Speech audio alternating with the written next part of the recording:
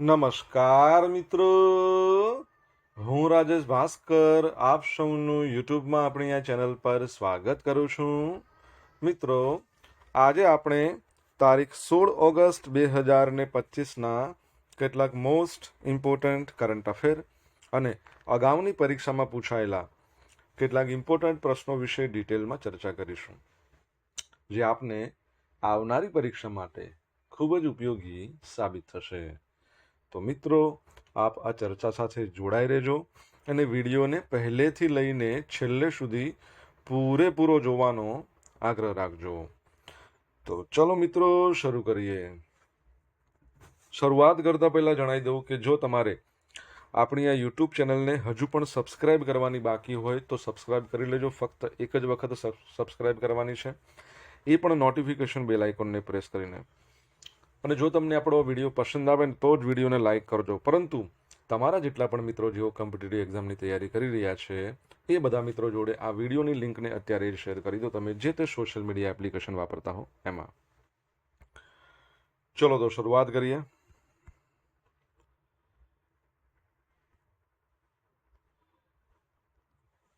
આગળ વધતા પહેલા બધા જ મિત્રોને જન્માષ્ટમીની હાર્દિક શુભેચ્છાઓ. ઓકે, તો શરૂઆત કરીશું હવે. સૌપ્રથમ જોઈશું અગાઉની પરીક્ષામાં પૂછાયેલા બંધારણના પ્રશ્નો, જેના જવાબો તમારે મને કમેન્ટ બોક્સમાં લખીને જણાવવાના છે. વિડીયોના લાસ્ટમાં જ્યારે હું તમને આ દરેક પ્રશ્નના જવાબો જણાવું ત્યારે તમારે ચેક કરવાનું કે તમે આપેલા પ્રશ્નોના જવાબમાંથી કેટલા પ્રશ્નોના જવાબ સાચા છે. જેટલા પણ પ્રશ્નોના જવાબ સાચા હોય એનો આંકડો તમારે કમેન્ટમાં લખવાનો કે 10માંથી આટલા સાચા. ડેઇલી જીકે ટેસ્ટમાં આપણે રોજ 10 પ્રશ્નો પૂછીએ છીએ, એમાંથી 5 પ્રશ્નો બંધારણના હોય છે. બાકીના જે 5 પ્રશ્નો છે એ ભૂગોળના છે. તો તમે તમારા આન્સર આપવાની છે કમેન્ટ બોક્સમાં, અને હું આજના કરંટ અફેરનો પ્રથમ પ્રશ્ન છે એની શરૂઆત કરું છું. આજનો પ્રથમ પ્રશ્ન છે કે સ્વતંત્રતા દિવસના અવસરે ગુજરાતના કેટલા પોલીસ કર્મીઓને રાષ્ટ્રપતિના હસ્તે શૌર્ય અને સેવા ચંદ્રકો એનાયત કરવામાં આવ્યા? તો જવાબ આવશે 23. કેટલા? 23. તો સ્વતંત્રતા દિવસ 2025 નિમિત્તે કેન્દ્ર સરકારે police, fire services, home guard, civil defence અને સુધારાત્મક સેવાઓના કુલ 1090 કર્મચારીઓને શૌર્ય અને સેવા ચંદ્રકો એનાયત કરવાનો નિર્ણય કર્યો છે, જેમાં ગુજરાતના 23 પોલીસ કર્મચારીઓના નામ છે. કુલ 233 કર્મચારીઓને શૌર્ય ચંદ્રક, 99 કર્મચારીઓને રાષ્ટ્રપતિ વિશિષ્ટ સેવા ચંદ્રક, 758 કર્મચારીઓને મેરિટોરિયસ સર્વિસ ચંદ્રક આપવામાં આવશે. હવે આ ચંદ્રકો પ્રજાસત્તાક દિવસ અને સ્વતંત્રતા દિવસ પર કર્મચારીઓની બહાદુરી, ફરજ પ્રત્યેની નિષ્ઠા, વિશિષ્ટ સેવાઓને બિરદાવવા માટે દર વર્ષે જાહેર કરવામાં આવે છે. પોલીસ પરથી યાદ આવ્યું, આપણે ગઈકાલે કે પરમ દિવસે ભણ્યા હતા ને પોલીસ સ્મૃતિ દિવસ ક્યારે આપણે મનાવીએ છીએ? તો પોલીસ સ્મૃતિ દિવસ મનાવીએ છીએ 21 ઓક્ટોબર. આપણા ગુજરાતના જે ડીજીપી છે, ડિરેક્ટર જનરલ ઓફ પોલીસ, તો એમનો કાર્યકાળ એકચ્યુઅલી 6 મહિના વધારવામાં આવ્યો. હવે તેમનો કાર્યકાળ 31 ડિસેમ્બર 2025 સુધીનો છે. તમારે એમનું નામ જણાવવાનું છે. તમને આન્સર આવડતો હોય તો કમેન્ટમાં લખો. તાજેતરમાં વર્લ્ડ હેલ્થ ઓર્ગેનાઇઝેશને કયા દેશને ટ્રાઇપેનોસોમિયાસિસ એટલે કે ઊંઘની બીમારીથી મુક્ત જાહેર કર્યો છે? તો જવાબ શું આવશે? જવાબ આવશે કેન્યાને. વર્લ્ડ હેલ્થ ઓર્ગેનાઇઝેશનની વાત કરીએ તો 7 એપ્રિલ 1948માં એની સ્થાપના થઈ. હેડક્વાર્ટર જીનીવામાં છે. એના ડિરેક્ટર જનરલ છે ટેડ્રોસ અધનોમ, અને એના જે મુખ્ય વૈજ્ઞાનિક છે જેરેમી ફરાર. 7 એપ્રિલને આખા વિશ્વમાં વિશ્વ સ્વાસ્થ્ય દિવસ તરીકે ઉજવવામાં આવે છે. જોઈ લઈએ આપણે એક્ઝેક્ટલી શું છે હવે. તો વર્લ્ડ હેલ્થ ઓર્ગેનાઇઝેશને કેન્યાને જાહેર આરોગ્ય સમસ્યા તરીકે જે માનવ આફ્રિકન ટ્રાઇપેનોસોમિયાસિસ છે, જેને હેટ કહેવાય છે, હ્યુમન આફ્રિકન ટ્રાઇપેનોસોમિયાસિસ, ઊંઘની બીમારી છે, એનાથી નાબૂદ કર્યો છે. એટલે કે એ નાબૂદ કરવાનું પ્રમાણિત કરી દીધું છે કે ભાઈ હવે આફ્રિકામાં, કેન્યામાં આ પ્રમાણેની બીમારી છે નહીં. એટલે આ મહત્વપૂર્ણ સીમાચિહ્ન સુધી પહોંચનાર કેન્યા એ 10મા નંબરનો દેશ છે. કેન્યામાં માનવ આફ્રિકન ટ્રાઇપેનોસોમિયાસિસથી નાબૂદ થનાર બીજો ઉપેક્ષિત ઉષ્ણકટિબંધીય રોગ છે. આની પહેલાં તમે જુઓ 2018માં દેશને ગિની વોર્મ્સ આ રોગથી મુક્ત પ્રમાણિત કરવામાં આવ્યો હતો.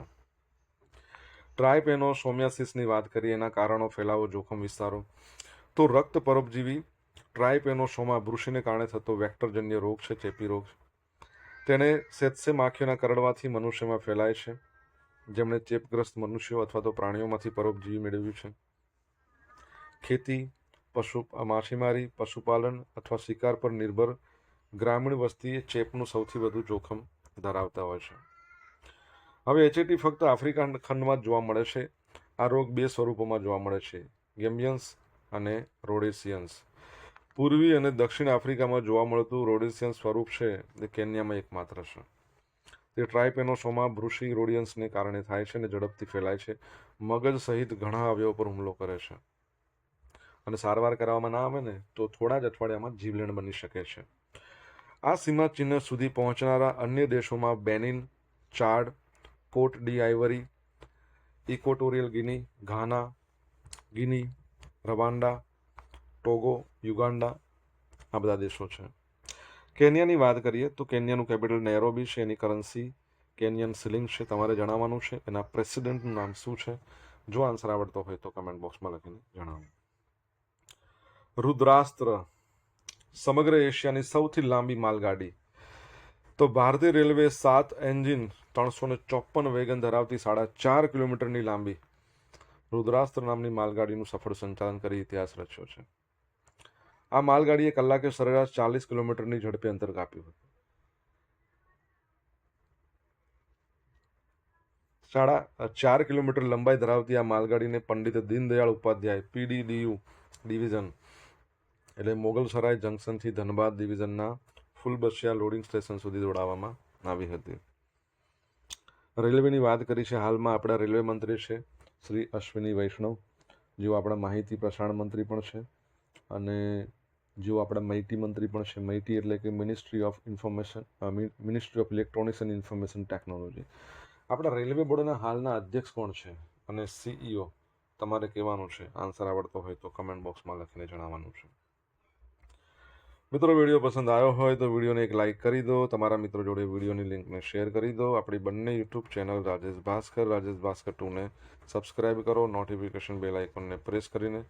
જો તમારે ડેલી કરંટ અફેરની પીડીએફ જોઈતી હોય તો આપણી ટેલિગ્રામ ચેનલ જોઈન કરો. અહીં તમને ડેલી કરંટ અફેરની પીડીએફ મળશે, સાથે તમને પોલ્સ પણ રમવા મળશે. PM Modi United Nation General Assembly એની બેઠકમાં હાજરી આપશે. એકચ્યુઅલી એ કેટલામાં નંબરનું સત્ર છે? જો તમે મારી સાથે પહેલેથી જોડાયેલા છો તો તમને આ પ્રશ્ન ના ભણો તો પણ તમને આન્સર આવડી જાય, કેમ કે 80મા નંબરનું સત્ર છે. અહીંથી પ્રશ્ન તમારા માટે રેડી જ છે, જે દર વખતે હું પૂછતો હોય છે કે આના અધ્યક્ષ કોણ છે, 80મા નંબરના સત્રના અધ્યક્ષ. તો વડાપ્રધાન નરેન્દ્ર મોદી સપ્ટેમ્બરમાં સંયુક્ત રાષ્ટ્ર મહાસભાના વાર્ષિક ઉચ્ચ સ્તરીય સત્રને સંબોધિત કરી શકે છે. આ દરમિયાન પીએમ મોદી યુએસ રાષ્ટ્રપતિ ડોનાલ્ડ ટ્રમ્પને મળી શકે છે. આ સત્ર 9 સપ્ટેમ્બરથી શરૂ થશે અને 80મું સત્ર છે. આ બેઠક 23થી લઈને 29 સપ્ટેમ્બર દરમિયાન યોજાશે. મહાસભાના 80મા સત્રની ઉચ્ચ સ્તરીય ચર્ચા માટે વક્તાઓની યાદી અનુસાર ભારત રાષ્ટ્રના વડા 26મી સપ્ટેમ્બરના રોજ સત્રને સંબોધિત કરશે. અહીંયા રાષ્ટ્ર આવશે, રાજ્ય નહીં આવે. તે જ દિવસે ઇઝરાયલ, ચીન, પાકિસ્તાન, બાંગ્લાદેશના રાષ્ટ્રના વડાઓ પણ સંયુક્ત રાષ્ટ્ર મહાસભાની સામાન્ય ચર્ચાઓને સંબોધિત કરશે.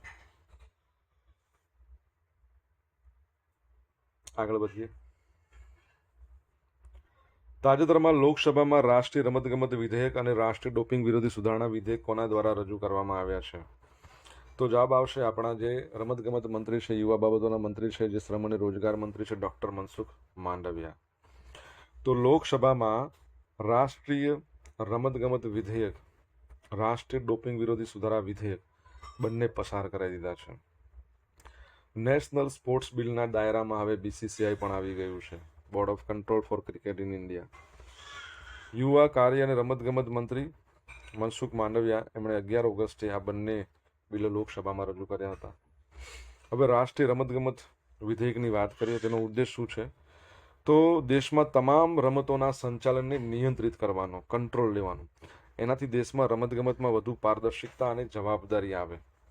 જો એમાં તમે નેશનલ સ્પોર્ટ્સ બોર્ડની વાત કરીએ તો આ વિધેયક પસાર થયા બાદ નેશનલ સ્પોર્ટ્સ બોર્ડની રચના કરવામાં આવશે, જે બીસીસીઆઈ સહિત તમામ રમતગમત મહાસંઘો પર નજર રાખશે. બીસીસીઆઈ પર અસર. તો લોસ એન્જલસ ઓલિમ્પિક 2028માં ક્રિકેટનો સમાવેશ થવા જઈ રહ્યો છે, તમને ખ્યાલ જ છે. અને એના કારણે બીસીસીઆઈએ પણ રાષ્ટ્રીય રમત સંઘ તરીકે રજીસ્ટ્રેશન કરાવવું પડશે.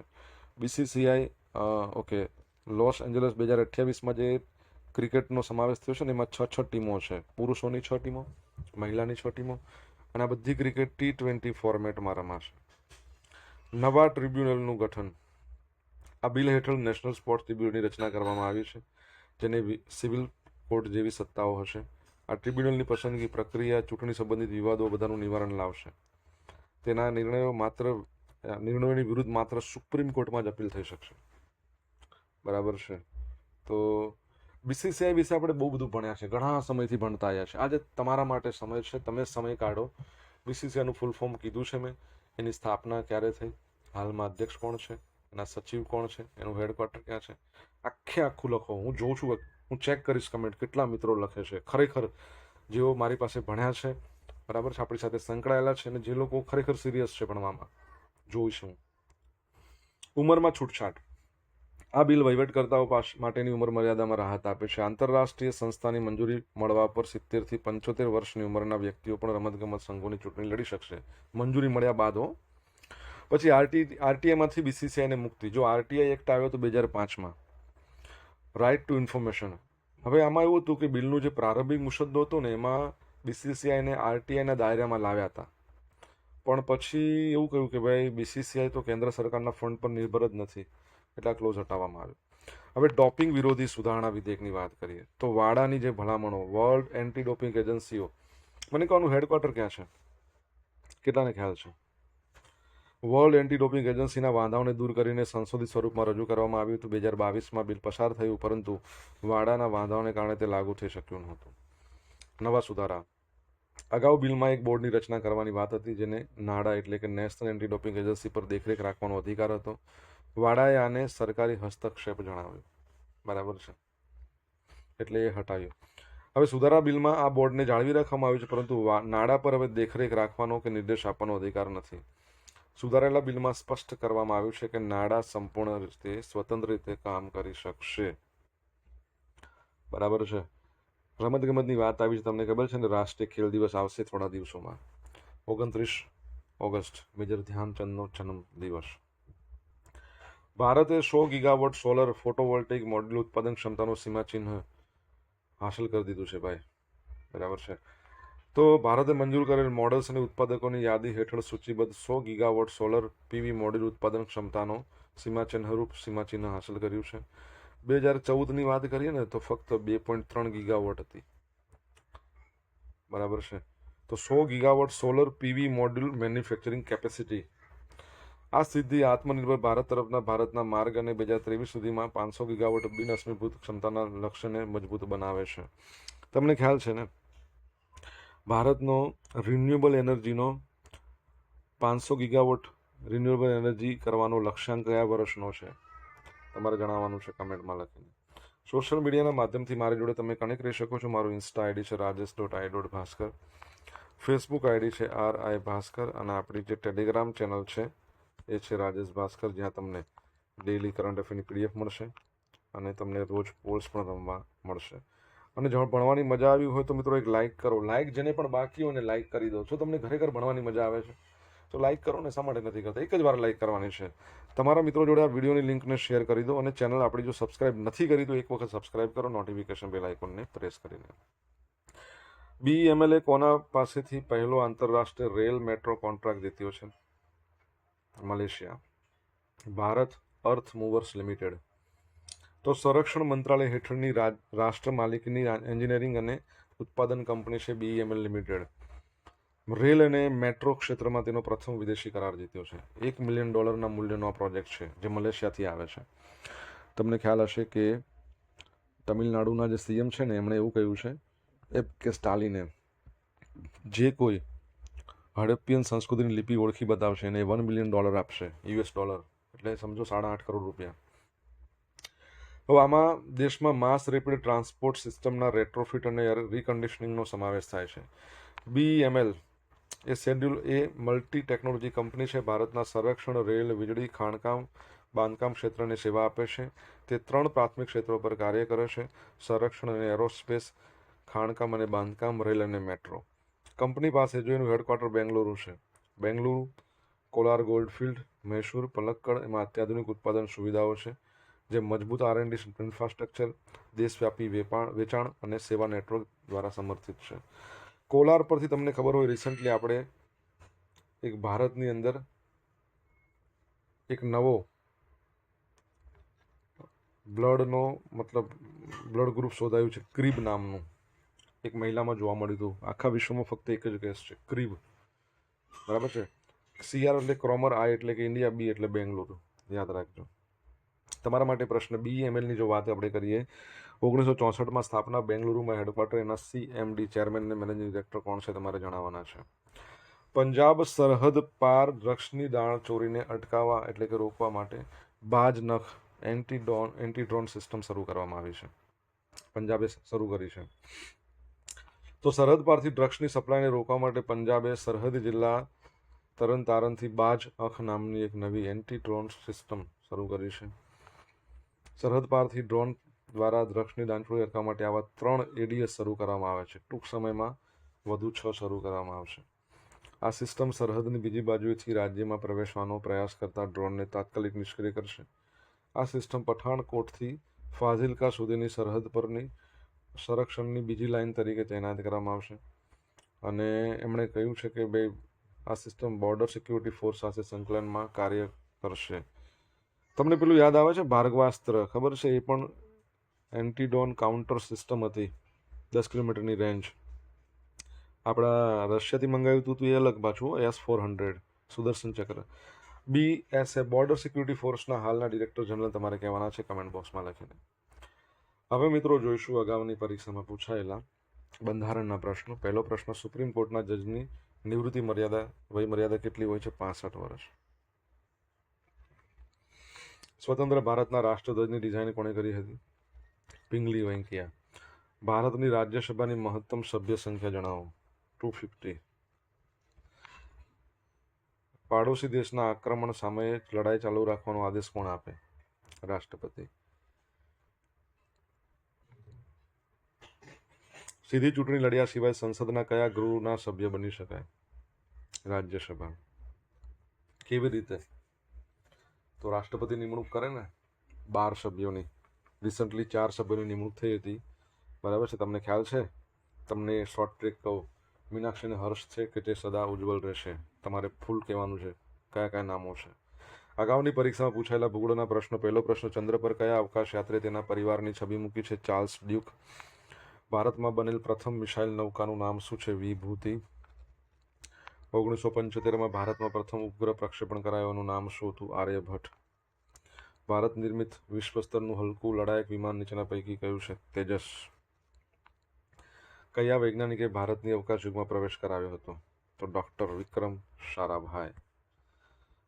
હવે જોઈશું ગઈકાલે પૂછેલા પ્રશ્નો જવાબ. પહેલો પ્રશ્ન, આ વર્ષે ભારતના સ્વાતંત્ર્ય પર્વ 15મી ઓગસ્ટ 2025ની રાજ્ય કક્ષાની ઉજવણી ક્યાં થઈ? પોરબંદરમાં.